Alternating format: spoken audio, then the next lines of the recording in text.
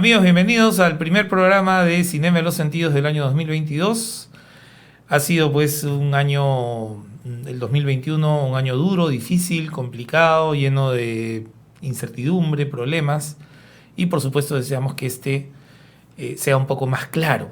¿No es cierto, Alberto? Sí, Alonso, esperemos que hayan pasado un feliz año, que estén cuidándose porque las cosas no han Mm, empezado tan bien como esperaríamos de un año nuevo, pero es momento de empezar el año con optimismo, con ganas y como siempre es momento de hablar de la cultura. por supuesto, con optimismo y con ganas como nosotros en este programa, que hoy tiene dos invitados especiales. El primero de ellos es el sociólogo, poeta, periodista, escritor Enrique Sánchez Hernani, nacido en Lima en 1953, fundador del Grupo de la Sagrada Familia, un grupo poético que aparece a mediados de la década del 70, a la que Sánchez Hernani pertenece, a esta generación digo. Y Quique pues es autor de libros muy conocidos y reconocidos como Por la Bocacalle de la Locura de 1978, Violencia de Sol 1980, Alta Gracia 1989, Pena Capital de 1995, Vinilo, 42 poemas de rock and roll 2006 y un libro muy reciente que es el motivo de este encuentro con Enrique, Parábola de las Ideas Impuras del 2021, calientito, recién salido del horno en estas últimas semanas. De manera que les voy a agradecer que nos acompañen a escuchar y ver esta conversación con el poeta Enrique Sánchez Hernani. Pero antes de pasar a la entrevista con Enrique Sánchez Hernani, permítanme anunciarles que el segundo invitado, invitada en este caso, es una sorpresa. Bien amigos, como anunciamos al inicio de este programa, estamos con el poeta Enrique Sánchez Hernani, a quien por supuesto damos la más cordial bienvenida. Quique. Alonso, muchísimas gracias por la invitación y la posibilidad de poder conversar sobre mi nuevo libro. Con todo gusto. Eh, Estaba recordando que tú vienes de la década del 70, ¿no? Que es un Así tiempo es. compartido entre varios grupos poéticos, algunos muy importantes como Horacero, Estación Reunida, Sagrada Familia, al cual perteneciste, y también figuras individuales, ¿no? Es una generación muy interesante, ¿no? Porque el espacio de la poesía es compartido por grupos y por también poetas que podríamos llamar autónomos, los llaman insulares también. Eh, pero yo quisiera preguntarte, quisiera iniciar esta conversación preguntándote por cuál sería para ti el gran aporte de tu generación. ¿Qué le dio el 70 a la poesía peruana? Y si se le ha hecho justicia a ese legado. Mira, creo que en términos generales pertenezco a esa generación, aunque últimamente se está dividiendo 70 y 75, Ajá. porque en contraposición a lo que ocurrió en generaciones anteriores, incluso en las del 50, donde estaban los poetas del pueblo, la generación del 70 abrió la poesía a la calle y abrió las posibilidades a que muchas más personas pudiesen participar de esa generación de la poesía, de las lecturas, de las publicaciones de libros y de los movimientos.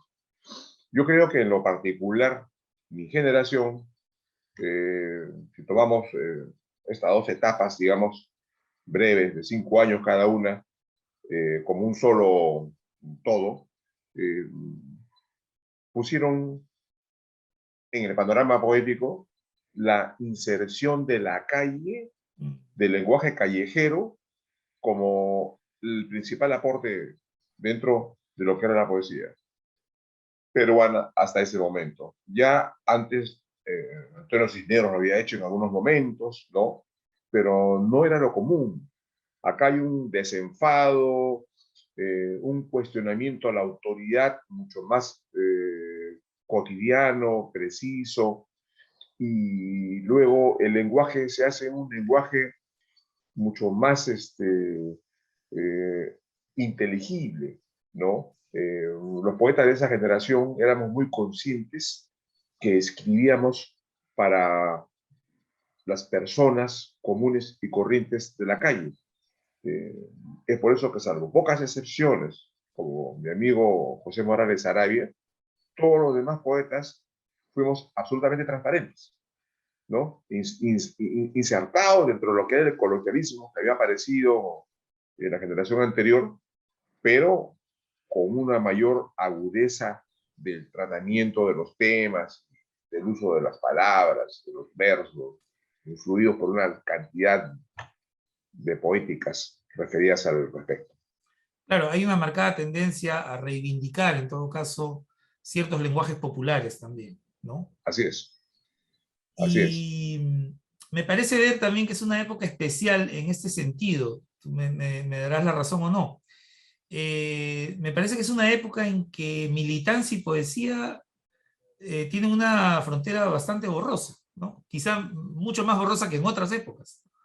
Sí, mira, esa línea que comenzó a desaparecer a los inicios de los 70, donde varios de los integrantes de esos colectivos eran militantes de izquierda, ya en la generación del 75, particularmente con la Sagrada Familia, se hizo más obvio.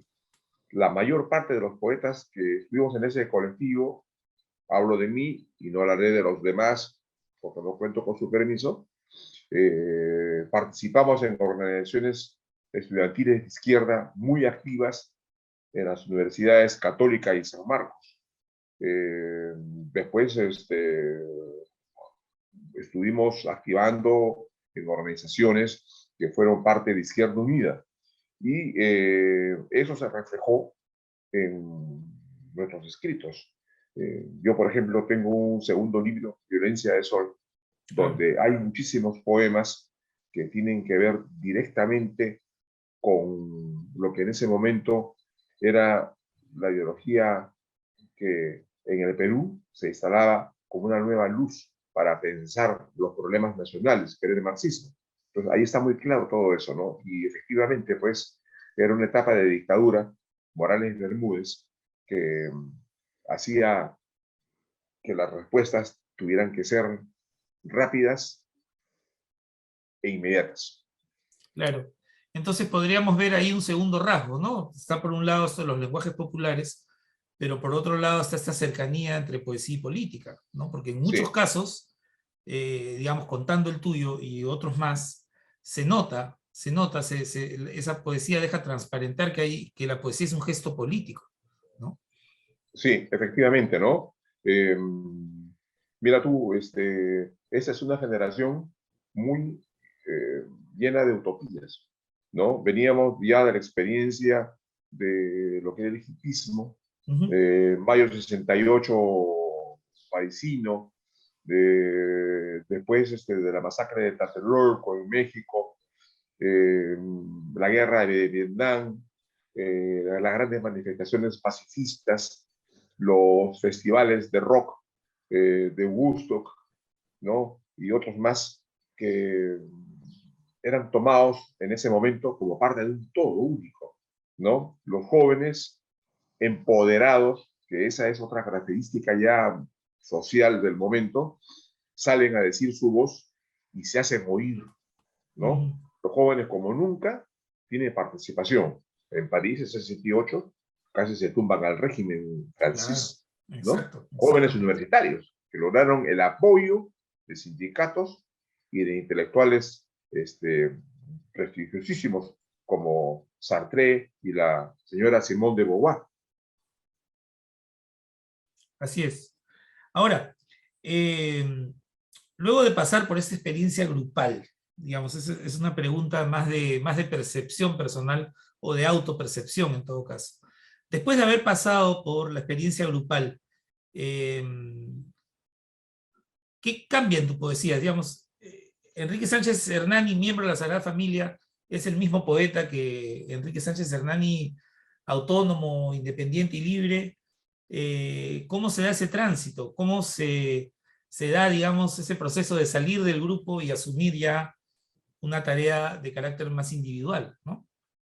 Mira, yo empecé a escribir, como todo el mundo, tras constantes lecturas que hacía de poesía en quinto año y media, y asesorado por la gentil y amorosa presencia del maestro Ernesto Ráez, que nos tutoreaba a un grupo de muchachos del colegio donde yo estaba.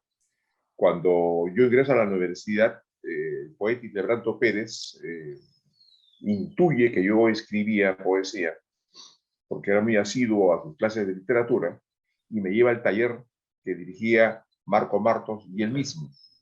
Eh, Estuve por lo menos 4 semestres completos, 2 años Ese taller en el taller.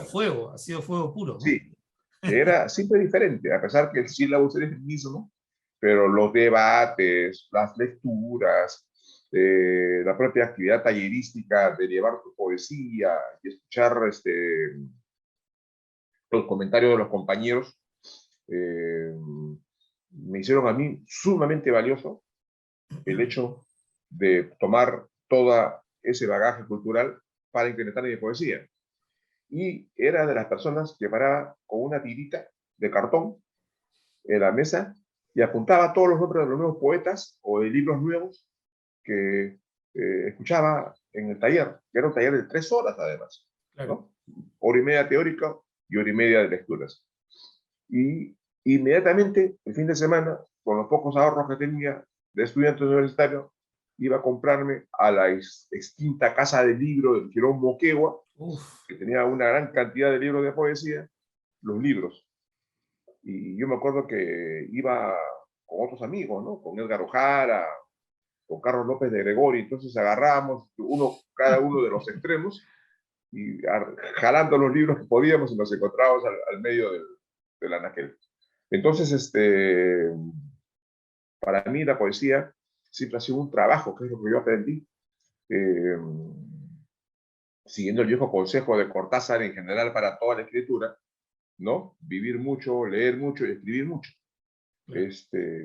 Yo tengo una buena biblioteca en casa, siempre he comprado libros, siempre he leído libros y cada vez he ido descubriendo autores, incluso hasta ahora, y que se ven reflejados en el libro que estamos comentando, Parábola de las ideas impuras, donde los epígrafes hacen notar la presencia, por ejemplo, de poetas norteamericanas Exacto. y de otra naturaleza, sobre todo mujeres, que he ido descubriendo últimamente o redescubriendo. Entonces, para mí siempre ha sido un descubrir. Y además, como he tenido la suerte de poder viajar a algunos eventos internacionales de poesía, iba a las librerías de otros países a buscar poemas y libros que a mí me interesaban. Esa ha sido mi vida, un eterno descubrir o redescubrir a poetas y asimilarlos dentro de mí. Y es muy bonito lo que dices sobre los libros, porque en realidad vienen a ser como la segunda familia, ¿no? Eh, Efectivamente, y es una familia que efectivamente, muchas veces uno elige, ¿no? También, eso es sí. interesante, ¿no? Veo que tú tienes a través de acá del Zoom una biblioteca muy ordenada y muy linda, envidiable desde todo punto de vista. La mía no se Bueno, ve muy bien porque la tengo dispersa en toda la casa para terror de mi esposa. como tú mismo has dicho, es fruto de Eh, mucho trabajo también, ¿no? sí, Fruto de yo muchísimo solo no trabajo. tengo libros en el baño ni en la cocina. Después ahí está en todas partes de la casa. Entonces, han tomado la casa, ¿no? Así es. Y que tengo dos preguntas más antes de pasar a la Perfecto. parábola de las ideas impuras. Eh, Tu poesía, por supuesto, se nutre de muchos referentes culturales, muchos Sí, asociados a tu generación, a tu época. El rock es uno de ellos. sí, ¿No? Está tu libro Vinilo, por ejemplo, que es sí, un homenaje, ¿no?, a esta así música. es. Pero tú también eres conocido, más allá de la cuestión poética, como un melómano, Sí, y en especial en temas como la salsa y la música así es. criolla. Recuerdo tus Así crónicas es. firmadas como Ramiro da Silva, por ejemplo. Así es. ¿Cómo nace esta pasión por la salsa y la música criolla? Mira, mi primera pasión fue a los 11 años por el rock. Mi padre, que tenía miedo de que me fuese camino a convertirme en un nerd, me llevó donde primos que estaban en quinto de media, ¿no? Y con los cuales escuché los primeros discos de los Beatles, los primeros discos de los Rolling Stones, Doors, toda esa generación maravillosa de esa época, ¿no? Te hablo de años 65, 64, y que luego continué hasta el año 70, que ingresé a la universidad, 73, 74, en donde aparece la Fania All Star. Claro. ¿Qué es lo que pasa? Que yo era condiscípulo de Enrique Watanabe, hermano de José, Ajá. y con el cual me hice muy amigo por esa coincidencia de la vida y porque además personalmente nos caíamos muy bien. Entonces él era un entusiasta oidor de salsa y me decía, a ti que te gusta tanto la música, ¿por qué cosa no quieres escuchar salsa? Y bueno, a instancias de él y a instancias de una cosa fortuita que en la casa de Marco, un día en una fiesta, escuché un disco en vivo de la Fania donde toca Jorge Santana, no Carlos, del cual es el hermano, se llama El Ratón ese tema, Que lo cantaba cantado Cheo por Cheo Feliciano, ¿no? Feliciano. Claro. Yo era una guitarra rockera tocando dentro de un formato de salsa y me quedé asombradísimo. Y ese disco me llevó a buscar discos. No tengo tantos discos como libros porque son más caros y siempre preferí los libros, de verdad. Pero ahora sí tengo bastantes CDs. Y bueno, y la cosa es que comencé a buscar música y a encontrarme con gente que escuchaba música y luego posteriormente ingresé al periodismo. Y en el periodismo, Guillermo Sonday, en La República, me designó para que escribiese una columna de salsa. Entonces me dijo que yo era, porque alguien le dijo que a mí me gustaba la salsa. Y tuve pues un posgrado a todo meter mientras escribía esa, que han sido 2 años y meses en salsódromos, a los cuales yo iba fines de semana y de viernes a sábado y a veces hasta los domingos.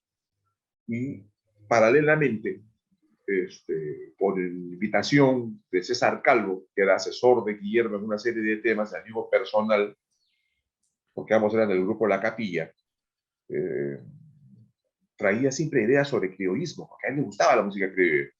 Entonces me dieron la tarea de poder entrevistar a don Augusto Aus, pues grabarlo y transcribir lo que él decía como si él estuviese Como escribiendo la una especie columna. de autobiografía oral, digamos.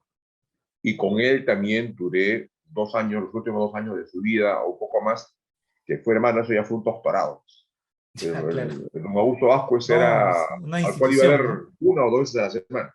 Sabio de Y sabios. ¿Ah? me vinculé a todo lo que es la música criolla, que por supuesto había escuchado en mi infancia, ¿no? Las jaranas que se armaban en mi casa, donde vivía mi abuela, que era la matrona de la familia, y a la cual llegaban los hijos, los sobrinos, ¿no? Como toda familia provinciana, a tocar. Y ese ha sido el origen de esa pasión que todavía me dura, por supuesto. Claro, eso no, eso te va a acompañar hasta el último segundo, ¿no? Así es, Bien, parábola de las ideas impuras. Aquí así es, está esta sugestiva carátula donde vemos un camaleón, ¿no? Con alas de mariposa, ¿no? así es. Es decir, más camaleónico no puede ser, ¿no? No, Eh, es un ha sido libro, total. es un libro visionario, ¿no? Digamos, habla de un Sí. desastre Mira, que vino después, ¿no? sí, la carátula se la debo, el dibujo hermoso, a mi nieta, que tiene 21 años, estudia diseño de modas, pero ha dibujado siempre toda la vida en el colegio, y ese dibujo lo hizo en plena pandemia. Y por la forma de la cola, me pareció que era una buena representación gráfica del virus, Así del COVID. es, así es. Y este libro comenzó a formarse de una manera muy extraña. Un año antes de la aparición de la pandemia, perdí a mi amigo Tulio Mora, que Mm. murió de cáncer.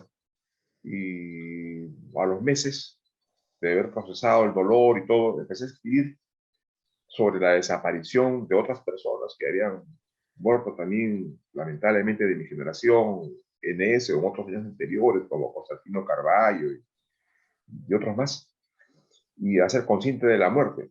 Pero no hablaba de lo que ellos habían muerto, de cáncer o de infarto al corazón, ¿no? Me salió una palabra que quizás era prestigiosa literariamente, la palabra peste, ¿no? Camus la puso de moda.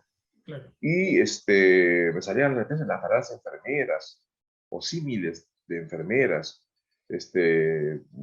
encierro, y me doy con que en marzo, me parece, sale el presidente Vizcarra y nos confina a todos Así con es. la La cuarentena amenaza famosa. que esta sociedad, tal y cual como la conocíamos, acababa de terminar y empezaba la era del encierro para poder cuidar nuestra salud. Y me di cuenta de que de alguna manera había estado escribiendo sobre eso.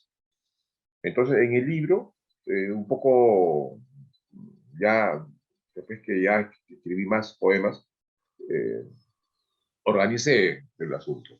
En la primera parte son poemas que hablo a veces de otros temas y a veces están interferidos por la presencia de la enfermedad, por el advenimiento de la enfermedad, pero no es una crónica sobre la enfermedad. Obviamente, es una cosa literaria que habla de un montón de cosas, de un montón de temas, pero siempre aparece el encierro, el miedo, La el muerte, temor ¿no? a todo esto, ¿no? Y en la segunda parte ya son poemas escritos netamente ya bajo la pandemia, obviamente metaforizado. Es por eso que el libro se llama, el libro es una parábola, no es una cosa literal, ¿no? Es una parábola, es una manera Alegórica, digamos, ¿no? aleórica de poder dar un discurso, ¿no? Y de ideas impuras, enfocarlo en la enfermedad. No hay nada más impuro que la muerte, ¿no? Claro. Entonces, eso ha sido, ¿no? Este encierro me sirvió para leer eh, las decenas y decenas de libros que había venido comprando y acumulando y escribiendo lo que Esa, había. esa es otra enfermedad también, la de comprar y acumular libros, ¿no? Pero Esa es una enfermedad más es peligrosa. benigna en todo caso. ¿Ah? No, Así no es, es pero no impura. sé, mira, no creo que comparta lo de Benigna, mi esposa, que ha sido víctima del expolio de la economía familiar para comprar libros. Y escribí 2 libros. Un poco antes de la pandemia tenía un libro que tengo inédito y que me cambió un poco el lenguaje, producto del descubrimiento, primero de Anne Carson, que es una magnífica poeta canadiense, y luego de un grupo de poetas mujeres que yo hasta ahora continúo leyendo, ¿no? Absolutamente asombrado, ¿no? Estadounidenses y canadienses, y también ahora estoy entrando a las inglesas. Y todo esto, con todo ese bagaje de experiencia, más la presencia de la enfermedad, este libro es lo que es. El término parábola también me recuerda una cosa muy importante en tu poesía, el carácter narrativo. Las parábolas son relatos también, Claro, ¿no? sí. Y ese carácter narrativo se mantiene, es, digamos, podríamos decir que es uno de los rasgos de estilo más recurrentes en tu poesía, pero yo quería decirte algo más. El libro, además, en general, leído en general, eh, me permite ver muchas cosas que están presentes en toda tu obra. Por ejemplo, el uso del registro coloquial, ¿no? La propia narratividad de la que estoy hablando. Eh, en algunos casos, en los poemas más breves, hay un carácter epigramático que también has trabajado en otros libros tuyos. Y también hay esta mirada sobre lo popular, que se mantiene intacta, digamos. Entonces, mi pregunta sería, no sé si consciente o inconscientemente, estamos ante un libro emblema, quizá, un libro que de alguna manera resume tus preocupaciones de estilo, un libro que resume los rasgos de tu propia escritura. Mira, lo que yo soy consciente es que, mira, hace 5 años más o menos me jubilé de mis labores periodísticas. Por la edad, ¿no? No podía ser periodista eterno, ¿no? Eso me permitió, por decisión propia, dedicarme a leer sobre todo poesía y a escribir poesía. Acabé un libro que había empezado a escribir años antes, inicié otro, que es el que te cuento que tengo inédito, y empecé este. O sea, tengo 3 libros que de alguna manera se parecen, unidos por esa característica que tú has mencionado, pero en la cual el tiempo que tenía para poder acicalarlos, pensar y repensar en ellos, ha hecho de que mi forma de frasear, mi forma mencionar el tema poético sea distinto. Ajá. Me preocupé mucho más. No es que antes no me hubiese preocupado, sino de que era la manera que tenía y el tiempo que tenía para poder escribir. En estos últimos 3 libros que te estoy mencionando, que no diré aún los nombres, eh, creo que hay una nueva personalidad poética detrás. Las Ajá. personas que tengan el trabajo de poder leer o recuerden poemas míos anteriores, que eran, digamos, casi más narrativos, acá eso ya se corta. Acá hay muchos poemas incluso que son bastante subjetivos, Líricos, que digamos, ¿no? aluden a un montón de cosas en las cuales tú tienes que estar atento para ver a qué me estoy refiriendo, ¿no? Y que se combinan con otras cosas que sí deben más a mi anterior forma de escribir. Muy bien. Bueno, Quique, antes de darte las gracias por tu tiempo y tus palabras en este programa, quisiera pedirte de manera muy especial que leyeras uno o dos poemas de este libro eh, para que los lectores, la audiencia de Cinema en los Sentidos pueda pues disfrutar de la puntita de la lengua, ¿no? Y que luego vaya a buscar pues su ejemplar de Parábola de las ideas impuras, que lo justo es leerlo, ¿no? Leerlo y disfrutarlo. Sí, muchas Entonces, gracias, ¿no? Está en Enrique, librerías, además. muchísimas gracias por tu presencia y te dejo para que Ok, escojas dos poemas. gracias. Eh, el que da origen a la primera parte del libro. Madrugada con pájaros. Desde la mañana incierta, donde cojo tu recuerdo y lo pongo sobre el tablero áspero de mi mesa. Cuando la luz se abre paso con alguna dificultad, casi renga y desamparada, yo te saludo, primer pájaro del alba. Te hago una venia y reconstruyo tu figura al vuelo sobre una página inmaculada, para que no te enfermes nunca, para que me cantes siempre muy despacio cerca del oído del mundo, para que cualquier estruendo se disipe pronto y solo podamos ver el fulgor de tu plumaje, agitándose entre estas palabras que hoy se alejan tan precarias, valor y refugio, sanación y beatitud, y que son las que en verdad necesitamos para que siempre regrese el bullicio de aquellos que han sanado con su iluminado candor, con todo su regocijo, ahora y en la hora de tu vuelo definitivo.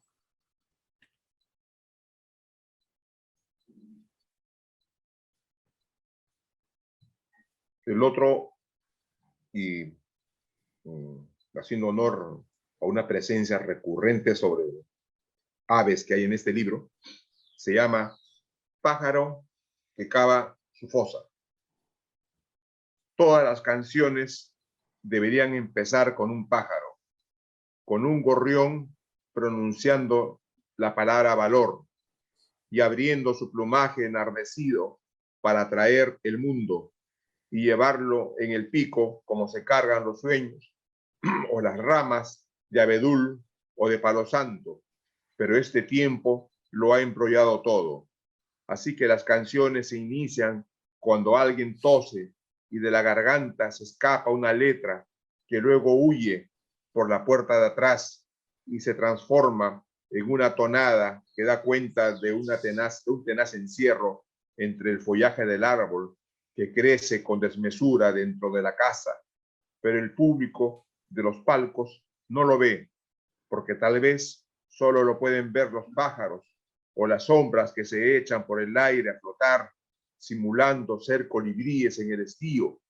Total, los sueños están llenos de bellos difuntos que entonan hermosas canciones de amor, aunque las aves jamás modulen en las esquinas. ¿O será que mis sueños están llenos de obeliscos, cubiertos por las farolas de los puentes, donde hombres prodigiosos entonan plegarias y se abrazan con las aves hasta beberse la noche a borbotones, para esperar a que por fin abra sus cercas, esta ciudad sin estimulantes, donde alguna vez fuimos vivamente felices, cuando aún éramos gráciles y tan veloces, menos mudos, menos distantes todavía. Muy bien, ha sido Enrique Sánchez Hernani con Parábola de las ideas impuras. Amigos, quédense porque tenemos una sorpresa musical. Ya volvemos. Bien, amigos, como anunciamos al inicio de nuestro primer programa del año, nos acompaña María Luisa Benavides, también conocida como Maya Benavides, destacada cantante, cantautora, compositora, que viene a presentar La Espera Promete, su primer disco como solista. Maya, bienvenida a Cinema de los Sentidos. Muchas gracias. Creo que una buena manera de empezar sería quizá pedirte que recordaras tus inicios en la música. Bueno, la infancia. Mamá peruana, papá español, viví en Venezuela, pero nací en Quito, en fin, tengo una historia latinoamericana. Todo un mapa, ¿eh? Sí, pero familia no tan música, y mi mamá compró un piano y yo me puse a tocar, y ahí pedí que me pongan en clase de piano, no sabía ni leer, le pedí a la profesora El Nido que me enseñe a leer, y así empezó. Y luego en realidad ha sido estar en el colegio, grupos universitarios, estuve en la UNIFE, en un grupo folclore, luego estuve en la Católica, formé parte de un grupo que hacía música vocal, mixtura, para música criolla, y luego he formado, digamos, el último grupo que ya lo conformo hace más de 15 años, es Silvia la Carta, que hacemos música tributo a Silvio Rodríguez. Claro, que sobre eso vamos a hablar también. Entonces, digamos que tu formación musical no ha sido estrictamente formal. ¿Has tenido maestros de pronto? Así es. ¿Has pasado quizá por alguna academia o por algún centro? Silvia Loaiza, que es la mamá de Andrés Prado, un gran guitarrista, fue mi profesora de piano, y con ella estuve creo que 5 o 6 años. Lujo. Sí, una maravilla, que la quiero muchísimo además. Qué maravilla. Sí. Hablando de Silvia la Carta, esto fue un fenómeno en la década del 90, porque, a ver, me parece que la nueva trova tiene una enorme influencia en un periodo que comprende, diría, unos 30 años, entre el 70 y el 2000. De ahí, digamos, hay un ligero declive.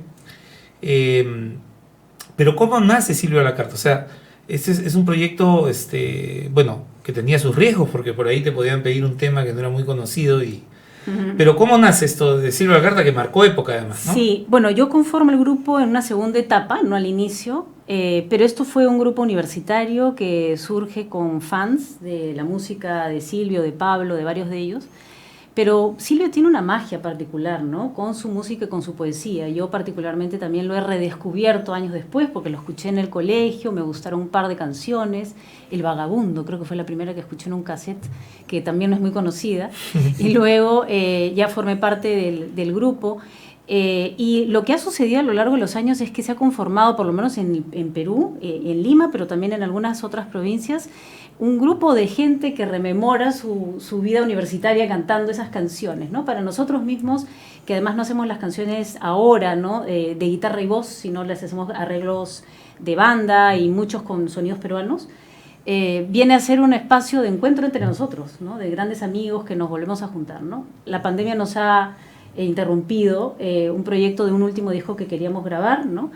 Y bueno, esperamos retomarlo pronto, pero esto se convierte en eso, creo, un encuentro de generaciones. A los shows va gente de distintas edades, gente que recuerda su época universitaria, claro, que también, digamos, se ve tocada por algunos de estos temas que hablan de la humanidad, más allá de la cuestión política, ¿no? Claro, son himnos en muchos casos la música de Silvio. Así es, ¿no? Tienes todavía una canción, ojalá, ¿no? Que la gente las corea, ¿no? Entonces eso, es como un encuentro de mucha gente cantando esa canción. ¿Y cómo es que llegas a Silvio a la Carta? Por amigos de la Universidad de Lima, ¿no? que conocía por la música, y que en algún momento el grupo empieza como a algunos solistas a tener algunas rutas distintas. Lucho Quequesana estaba ahí también, claro, y sale, claro, en fin, y se necesitan alguien que también con una voz femenina, y yo los había escuchado, me acuerdo en la Católica, había ido a su concierto, ¿no? Y así fue que me llamaron y empezamos a ensayar y a formar la banda. Hay gente que discute, bueno, a veces converso con algunos amigos y me dicen, bueno, mira, las letras de Silvio son espectaculares, pero la voz no me gusta tanto. Ah, bueno, sí. ¿Cómo vas tú con eso? ¿Cómo te llevas con la voz de Silvio? Porque parece que genera ciertas polémicas, sí, ¿no? cierta, bueno, digamos, los gustos son muy particulares, ¿no? A mí en general, a mí me gusta la voz de Silvio un rato, luego me satura un poquito. Me gusta más la voz, el color de voz de Pablo Milanés, por ejemplo, ¿no? Pero así como Chabuca también, que no era una gran intérprete, Claro. las canciones de Silvio, con la voz de Silvio, tienen una cosa particular. Tienen algo ¿no? especial. Tienen algo ¿no? especial, ¿no? Entonces uno a veces también los consume de esa manera. Me gusta mucho escuchar versiones de las músicas de Silvio, ¿no? Hay un grupo chileno que se llama Los Bunkers, que tiene un disco de tributo espectacular, ¿no? Entonces, bueno, son sonidos diferentes, ¿no? Pero es así, pienso con la voz de Silvio. Pareciera que a veces, por ejemplo, yo escuchaba a Silvia haciendo dúos y claro, ahí suena otra cosa, ¿no? Sí. Muchísimo mejor. Incluso he visto un video en YouTube que me conmovió muchísimo, no sé si es su mamá o su abuela, Creo que es su mamá. que canta con él una canción de cuna cubana. Es una cosa preciosa. Creo que es su mamá, o su mamá, hermana ¿no? o su mamá, pero hay una que tiene con su mamá que Es sí, una cosa increíble, sí, ¿no? sí, Increíble, sí, absolutamente sí, increíble. sí, sí. Bueno, y de Silvio La Carta, que fue una cosa de época generacional, creo que dices muy bien que esto marca a algunas generaciones, entre el 70 y el 2000. Uno de los puntos más altos de esa influencia puede haber sido el Cicla, el famoso Cicla del año 86, ¿no? Que justamente trajo a Lima, Claro. no solamente a Silvio, sino también a Pablo Milanés, a Sara González, a Fito Mercedes Páez. Sosa, Fito Páez, Sí. que fue una especie de gran encuentro de músicos latinoamericanos, ¿no? Que curiosamente, estilos más, estilos menos, parecían ir en una misma dirección. Esta música, en el 2021, ¿dirías que el mensaje sigue siendo tan potente como en esos años? Mira, a mí me ha sorprendido ver el fenómeno político de Chile, por ejemplo, ¿no? Ya. De ver a grupos como Inti Limani o Iyapu, ¿no? Que son grupos folclóricos que yo escuchaba en mi adolescencia y no escuchaba tanto rock, sino más bien escuchaba esos grupos, de pronto tan vigentes, ¿no? Y que se sienten muy conectados. Yo no creo que en el Perú surja eso, ¿no? Creo que en el Perú hay otros movimientos, hay otras voces, hay otros sonidos también, ¿no?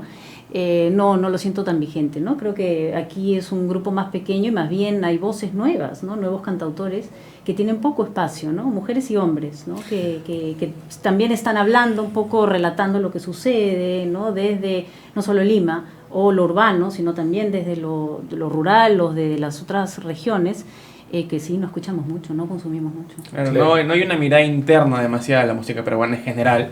Y si vamos a una música aún más política o más reflexiva o más social, aún menos. Totalmente. No miramos hacia lo que tenemos acá. No. Por ejemplo, el fenómeno de Chile es increíble porque las escenas de no solamente los artistas, sino todo el pueblo cantando canciones chilenas en las Sí, marchas exacto.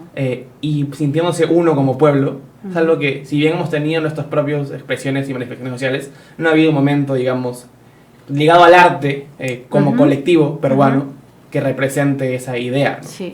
Claro, el lado público, digamos, del arte y de la música está todavía como un poco soterrado, ¿no? Sí. No acompaña. No, ha sido la gastronomía, estas olas, quizás, ¿no? La que nos ha unido. La comida es la como que a nos ha, comida, que nos de ha alguna unido. manera, sí. Teniendo Sí, tanta sí. riqueza de Es ritmos, verdad. de bailes, en fin, ¿no? Es verdad. Sí.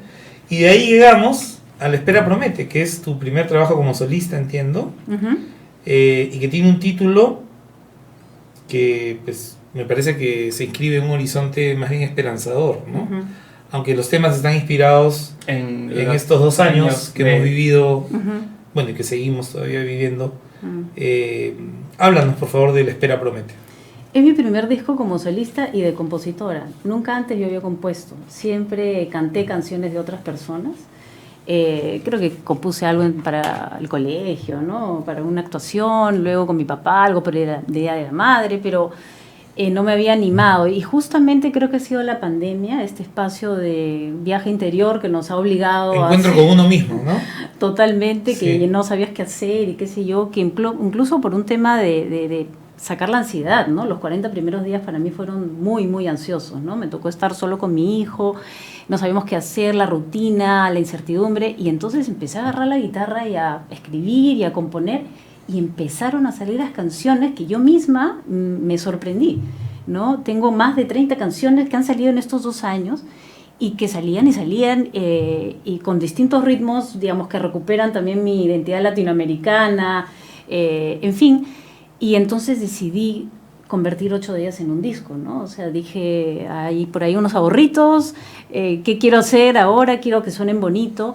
Y claro, yo tengo todas estas versiones, además en mi BandLab, que es el programita que uso para grabar, y con la guitarra, pero empezaba a imaginar qué pasaría si esta suena con un arpa, si esta suena con un ritmo más brasilero, y así fueron surgiendo todas, y así es como llamo a Mario Cuba, que es bajista, pero que se convierte ahora aquí en arreglista y productor musical del disco, y se aventuró conmigo también a imaginar y a empezar a preparar y a hacer estas canciones. Una cosa que me parece interesante del disco es que tiene un sonido que uno puede identificar rápidamente con un sonido latinoamericano, de alguna manera, ¿no? Podría ser peruano, podría ser chileno, quizá argentino, pero hay ahí una especie de ADN que te ancla en el continente. Eso, por supuesto, es parte de la propia cultura que uno trae, ¿verdad? Sí, claro. O sea, yo he crecido escuchando joropos, pero también yarabíes arequipeños por mi mamá.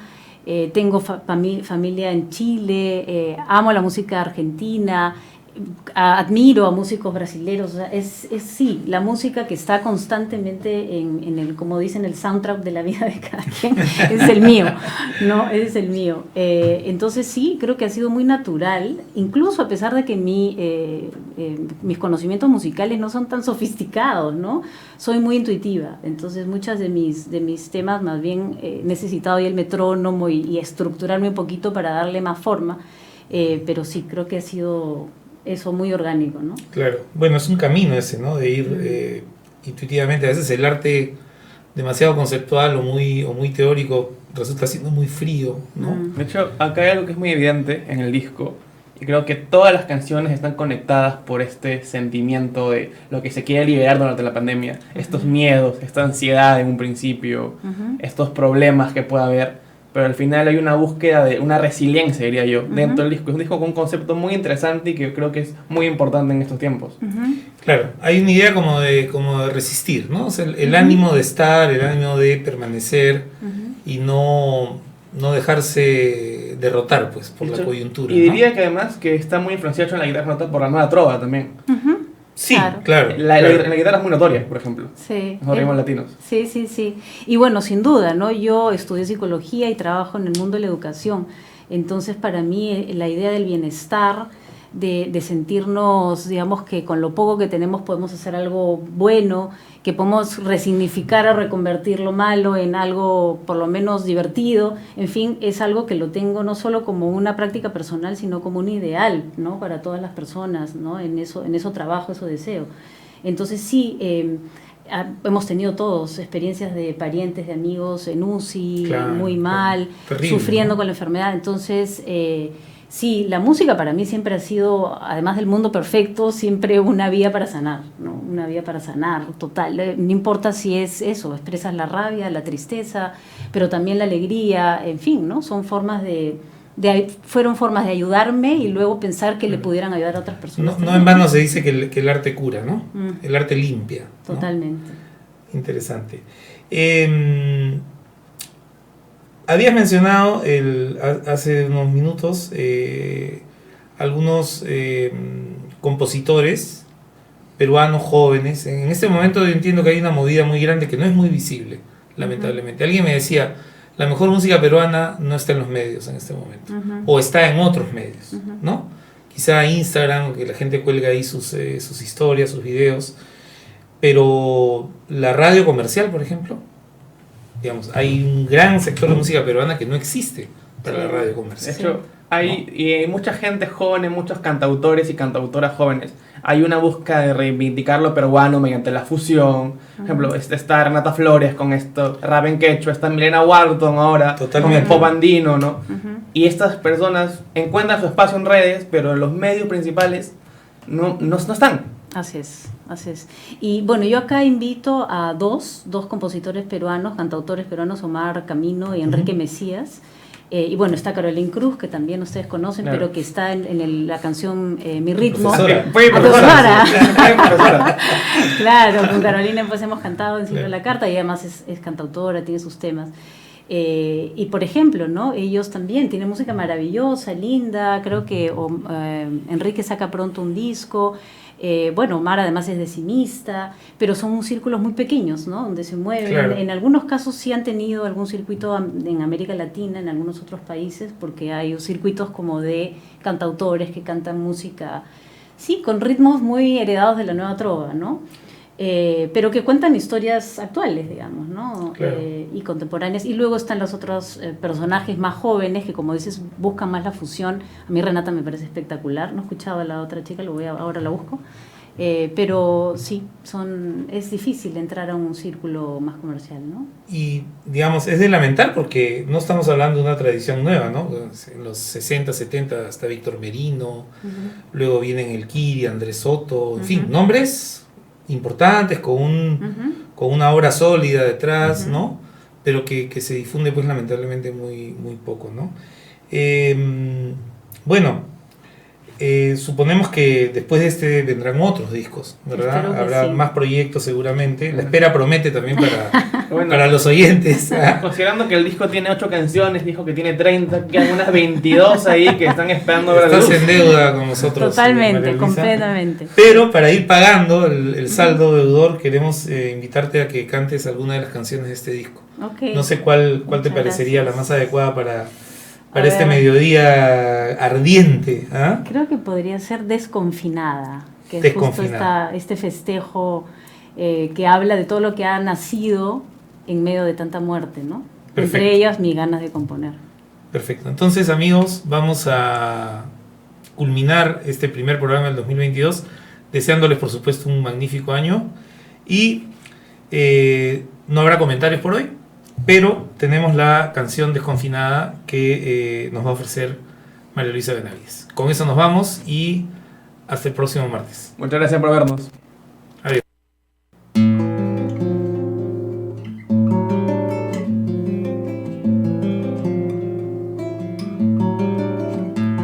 La flor que nace en las piedras, terca persiste valiente.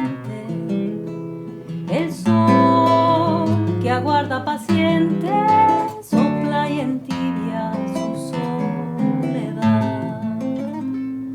Brota un latido, un quejido, la madre empieza a querer aquel mundo te he traído, un dolor nuevo por comprender.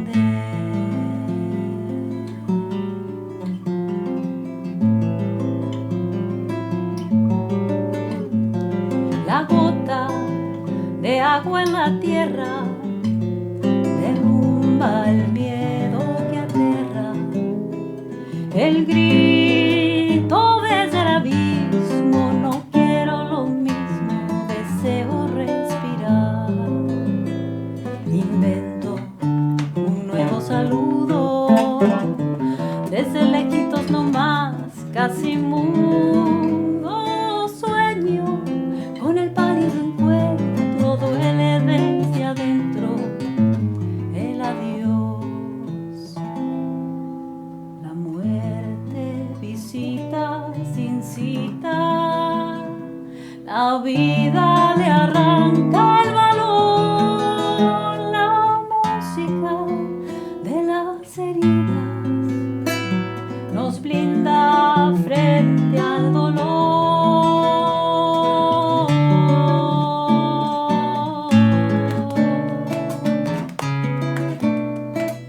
Abre los candados de tu angustia, gusta del capullo que nació. Nace con la flor que está en la piedra, eres la hiedra, eres la hiedra. Este viaje desde el gran encierro, licencia para desconfinar, rutas para descubrir tu centro, ya me cuentas que encuentras.